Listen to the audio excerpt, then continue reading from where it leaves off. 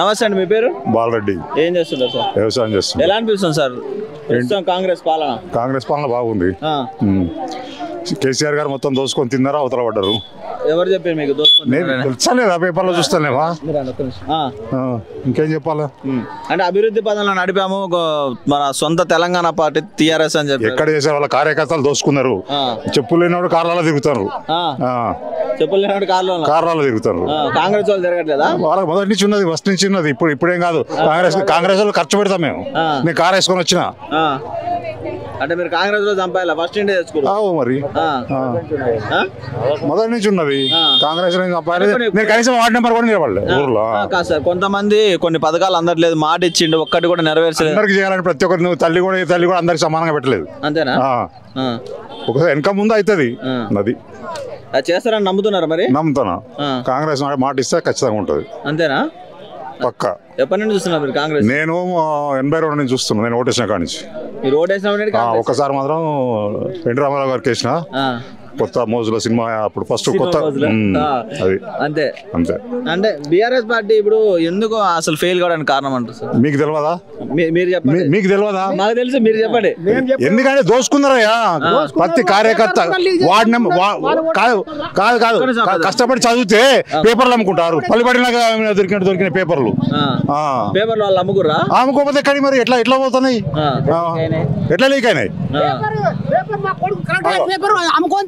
ఆయన ఓటే కొడతాడా? ఇప్పుడు పేపర్ లీక్ చేయలేదా? ఆర్టీఓ రాసిన పేపర్ లీక్ చేయలేదా? అమ్మలేదా? కోట్ల అమ్ముకోలేదా? పేపర్లు అమ్ముకురా. పేపర్లు అమ్ముకున్నారు. పేపర్లు అమ్ముకొని తినడు ఆయన. ఆయన ఓటే కొడతాడు. ఇప్పుడు వేసిన తెలంగాణ అంటే వేసిన సగం ఆయన వాడి కోడలు, వాడి కొడుకు, వాడి బిడ్డ వాళ్ళకే ఉంటుంది రాజ్యం. కేశవపురం గుట్ట అమ్ముకుంటారు. మా దగ్గర వచ్చి గుట్ట అమ్ముకున్నారు. వాడి బిడ్డ పేరు మీద ఉంది గుట్ట. కేశవపురం గుట్ట కూడా ఉంచారా? తెలంగాణ కేసీఆర్ ఉండి గుట్ట కూడా అమ్ముకొని తింటాడా? గుట్ట కూడా అమ్ముకుంటా? వారి ఇల్లు గాలిపోతుంది. సీఎం స్థాయిలో కాంగ్రెస్ ప్రతి ఒక్క కష్టం చూసి వచ్చిండయా ఆయన. లేకుంటే కేటీఆర్ లెక్క తండ్రితో రాలే. తండ్రి కూడా రాజకీయాలు కాదు. ఆయన మామూలుగా కష్టపడి వచ్చిండు. ప్రింటింగ్ ప్రెస్ నల్లకుంట్ల. నేను చదువుకో, నాకు తెలుసు. నాకు చిన్నోడు. మీరు ఎప్పటి నుండి చూస్తున్నారు రేవంత్ రెడ్డి గారిని? నేను కాంగ్రెస్ ఎంపీటీసీ అయిన కానీ చూస్తున్నా. అవునా? అనుకున్నారా సార్ ఫైటర్ ఇలా సీఎం అయితే? ఇట్లా అనుకోలేదు కానీ ఉన్నది, కసి ఉన్నది ఆయన దగ్గర. పట్టుదల ఉందా? పట్టుదల ఉంది. ఒక కాన్ఫిడెన్స్ ఉన్నది ఆయన దగ్గర. చేయాలని ఒకటి కమిట్మెంట్ ఉన్నది. వచ్చాడు లేదు ఆయన దగ్గర. ఆయన మాటలను చూస్తేనే ఏర్పడతాను.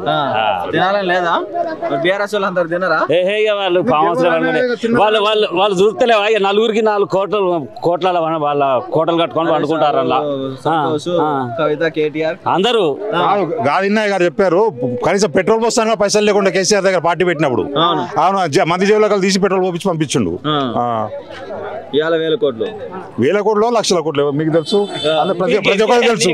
కానీ మళ్ళీ ఇస్తుండ్రు. పైసలు ఇవ్వగానే గత మోసపోతారు ఇస్తుంది. తెలంగాణలో బతుకమ్మ అన్నది కవితక్క ఇలా లిక్కర్ స్కామ్ చేసింది ఢిల్లీ పోయి. బతుకమ్మ ఆడేటోళ్ళు లిక్కర్ స్కామ్, ఆడవాళ్ళు లిక్కర్ స్కామ్ చేస్తారా? అంటే కేసీఆర్ తెలియదేమోలే. ఎందుకు తెలియకుండా ఎట్లుంటది? కాదు, నీ కొడుకు కూతురు చేసే పనులు నీకు తెలియవా? ఇంకా రేవంత్ రెడ్డి గారు ఈసారి మాట చెప్పింది తప్పకుండా చేస్తారు అనుకుంటున్నారా? వెనక ముందైనా అవుతుంది. వెనక ముందైనా తప్పడు మాట తప్పడు అంటారు. చేస్తున్నా అందరు చేయట్లేదంట. 2 లక్షలకు పైన వాళ్ళకు చేయలే. ఇంకా 2 లక్షల లోపు వాళ్ళకు మంచిగా చేస్తుండు. మాట ఇచ్చిన తప్పకుండా చేస్తుండా? అదివరకు అంతా దుకాణం అంతా మంచిగా లాస్ ఉన్నది కదా. దుకాణం లాస్ ఉందా? దుకాణం లాస్ ఉంది కాబట్టి ఇప్పుడు ఆయన భర్తీ చేసుకుంటూ వస్తాడు. నిలువ ఉన్న బడ్జెట్ ని దుకాణం లాస్ ఎట్లా చేసిరు వాళ్ళు?